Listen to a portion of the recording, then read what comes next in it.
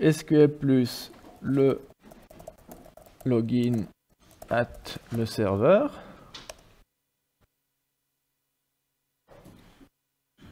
Et après, on attend qu'il se connecte, s'il veut bien. Est-ce que j'ai le Wi-Fi? Oui. Voilà, on est connecté.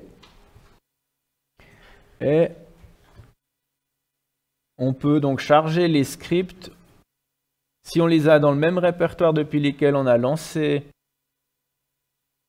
SQL+. Donc là, moi, je l'ai lancé depuis ctemp. Donc si je mets mes fichiers dans ctemp, après, je peux exécuter mes scripts en faisant at ou bien start et le nom du fichier. Donc, j'ai mis mes fichiers dans le dossier temp.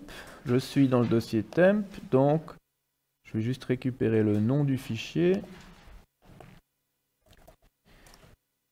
Mais je sais que moi, sur mon truc, j'ai pas réglé les bons caractères. Donc, j'ai quelques problèmes. Ah non, je les ai mis dans Oracle. Donc, ils sont dans le dossier temp sous Oracle. Et puis, on commence par... Quel fichier on doit mettre d'abord? On a deux, on a DML et DDL.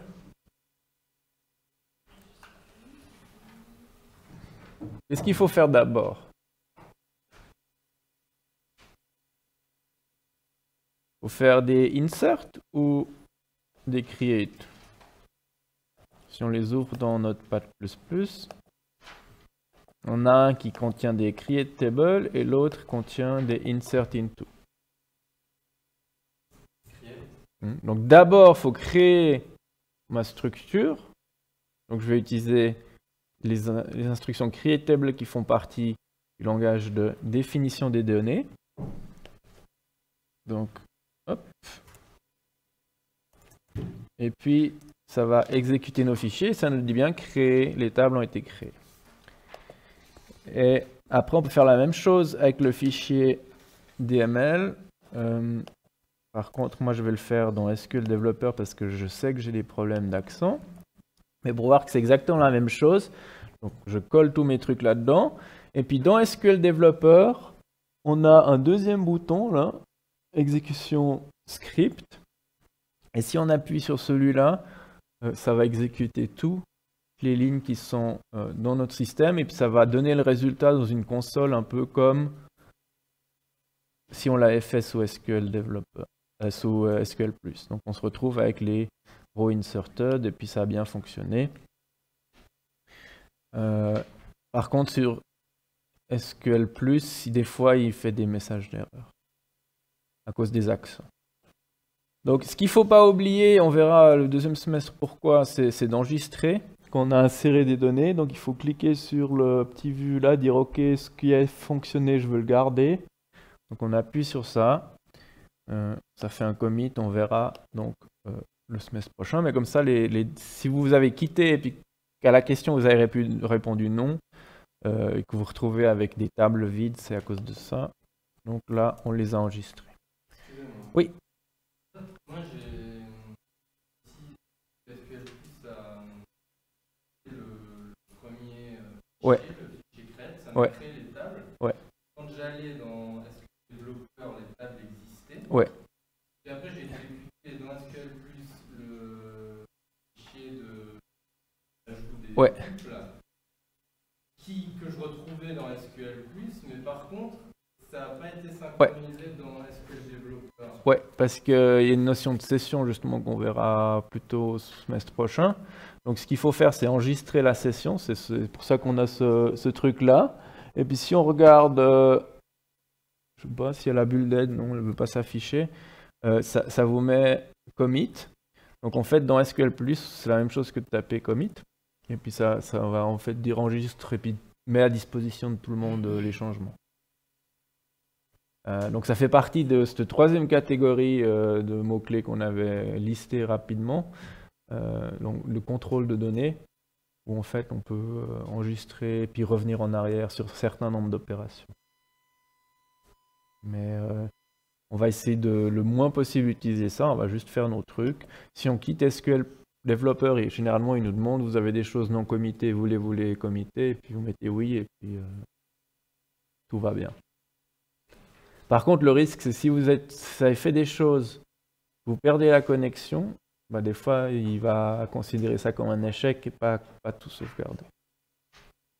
Mais les détails, ça sera pour un peu plus tard. Donc, une fois qu'on a nos tables qui sont prêtes, on peut passer à la suite des questions. Donc, question 4. Visualiser la structure des tables. Bon, là, c'était moyennement clair. Principalement, ce qu'on veut voir, c'est la table personne. Donc, on a le mot spécial describe. Donc, c'est pas du SQL, ça fait partie d'Oracle, qui nous permet de voir comment est définie une table.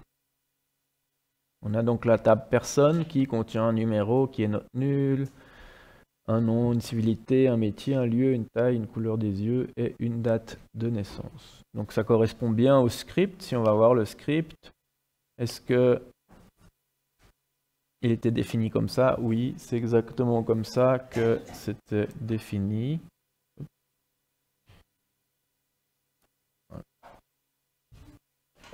Donc il a bien marché, il a créé la table comme on le voulait.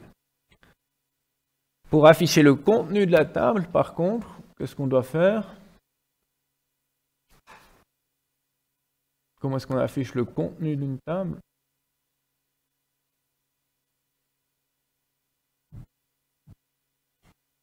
Select. Donc select, qu'est-ce que je veux afficher? Toutes les colonnes. Est-ce que je veux afficher des limites sur les lignes? Non, donc j'ai pas besoin de condition where. Donc ça suffit. On peut le faire sur une ligne et puis ça nous affiche. Puis on voit que de temps en temps, il répète, pour qu'on sache dans quelle colonne on se trouve, il répète l'entête des colonnes. Donc là, je l'ai écrit sur une ligne, mais on peut aussi l'écrire sur plusieurs lignes. Ça revient au même. Et après, donc, on a notre buffer qui contient notre instruction SQL qu'on vient d'envoyer juste avant. Avec list, on peut l'afficher. Et on veut maintenant pas afficher toutes les colonnes, mais seulement les colonnes nom et métier. Donc, on va changer. On pourrait retaper toute la commande, mais c'est pas le but. Le but, c'est d'essayer les commandes spéciales SQL+. Donc, lui dire, moi, ce que je veux remplacer, c'est l'étoile ici de la ligne 1. Donc, je dois mettre à la ligne 1 avec liste 1. Maintenant que j'ai sélectionné la ligne 1 du buffer, je peux lui faire changer avec change. Transforme-moi l'étoile en nom, virgule, métier. Et puis on peut afficher, ça a bien transformé notre première ligne. Et finalement, on peut exécuter la commande avec run. Et on voit que maintenant, comme résultat, on n'a que 2 colonnes et toujours le même nombre de lignes, parce qu'on n'a pas ajouté de conditions. Si maintenant la ligne, je ne veux pas la modifier, mais je veux rajouter quelque chose à la ligne, de nouveau, il faut que je choisisse la ligne à laquelle je veux rajouter. Puis il faut que j'aille voir la commande pour ajouter à la même ligne, c'est append, une virgule, et puis je veux mettre date de naissance. Je peux l'exécuter et je vois que ça a fonctionné. Pour ajouter une nouvelle ligne, on a 2, donc on se met à la place de la dernière ligne. On a l'étoile d'indication, elle dit que c'est la ligne 2 qui est sélectionnée. Je vais ajouter une 3e ligne, c'était le mot-clé input.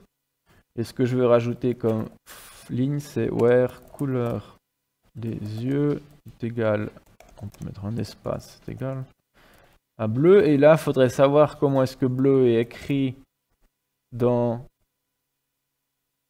notre table. Est-ce qu'il y a une majuscule ou pas? On peut soit se rappeler qu'il y a une majuscule, ou bien l'autre astuce qu'on avait vue, c'était quoi? Si j'ai des doutes et puis que je veux pas aller contrôler.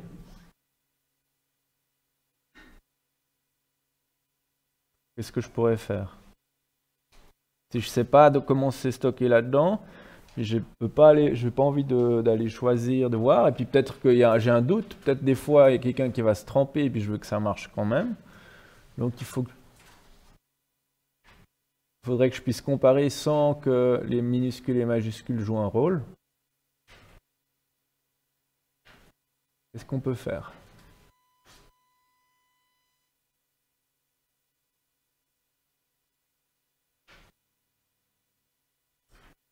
Pardon?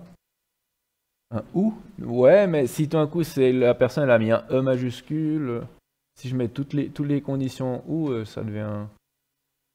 Je voudrais trouver une sorte de mini algorithme qui fait que ça me garantisse que ça marche toujours. Voilà, on peut transformer avant de comparer. Donc j'applique le contenu de couleur des yeux à une fonction qui va mettre en minuscule ou bien en majuscule, on peut choisir. Donc comme ça, je garantis que ce que je compare, c'est que des minuscules et du coup, je peux donner ma condition en minuscule. C'est égal comment c'est écrit à l'intérieur de la colonne couleur des yeux, ça va toujours marcher parce que je transforme en minuscule. Donc, j'ajoute cette ligne, je vais vérifier toute ma requête, ok, select from person, where lower couleur des yeux, et j'exécute avec run. Et puis on voit qu'on n'a plus que 5 lignes, donc ça a fonctionné.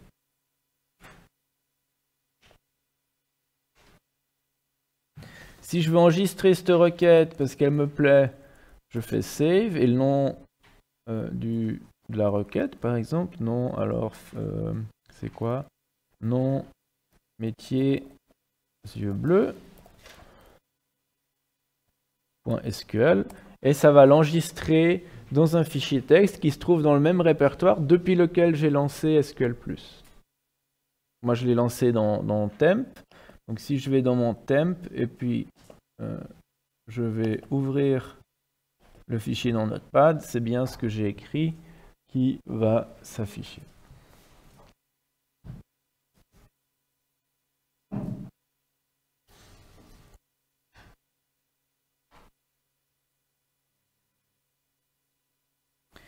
Maintenant, on veut modifier la requête pour remplacer la condition du where pour que ce soit une taille entre 1,70 et 1,80.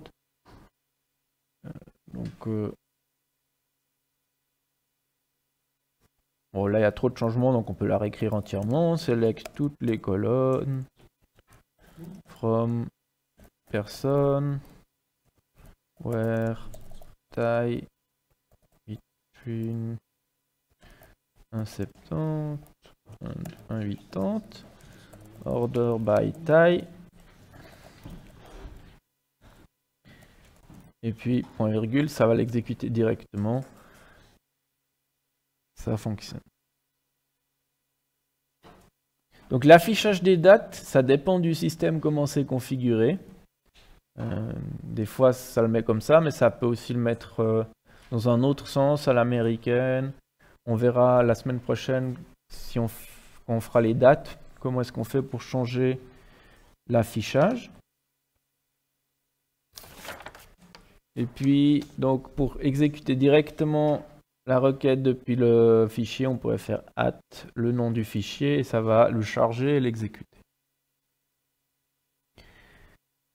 Si on veut tout ce qu'on tape et tout ce qui s'affiche à l'écran l'enregistrer dans un fichier, on peut faire avant de commencer à taper des choses, spool et puis le nom, out.txt par exemple, le nom du fichier dans lequel on veut enregistrer tout ce qu'on tape.